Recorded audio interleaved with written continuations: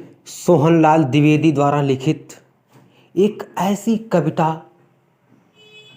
जो हमें ये बताती है कि हमें कठिन परिस्थितियों में अपने आप को कैसे बनाए रखना चाहिए, हमें कठिन परिस्थितियों में चुनौतियों का सामना कैसे करना चाहिए।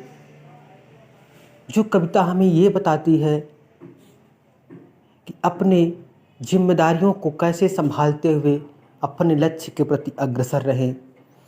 जो कविता हमें ये बताती है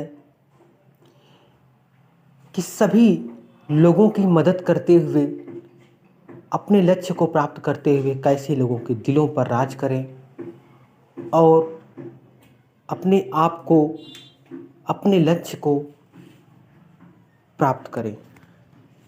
कविता है, पर्वत कहता शीश उठाकर तुम भी ऊंचे बन जाओ, सागर कहता है लहराकर मन में गहराई लाओ।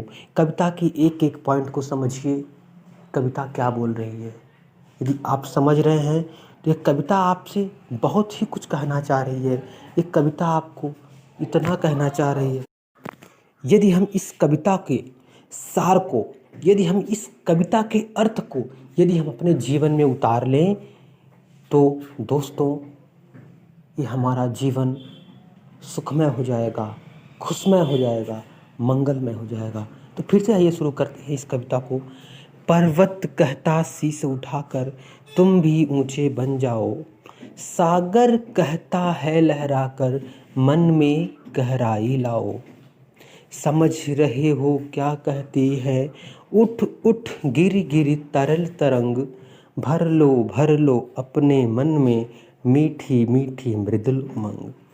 पृथ्वी कहती धैर्य न छोड़ो, कितना भी हो सर पर भार, नभ कहता है फैलो इतना, ढक लो तुम सारा संसार।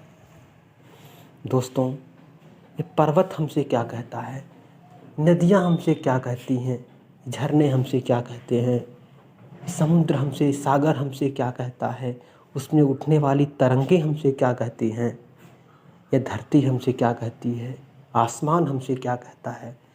इन सब चीज़ों से सीखने वाली चीज़ है। यदि हम सीखते हैं, अपने जीवन में उतारते हैं तो निश्चित रूप से अपने लक्ष्य के प्रति अग्रसर होंगे।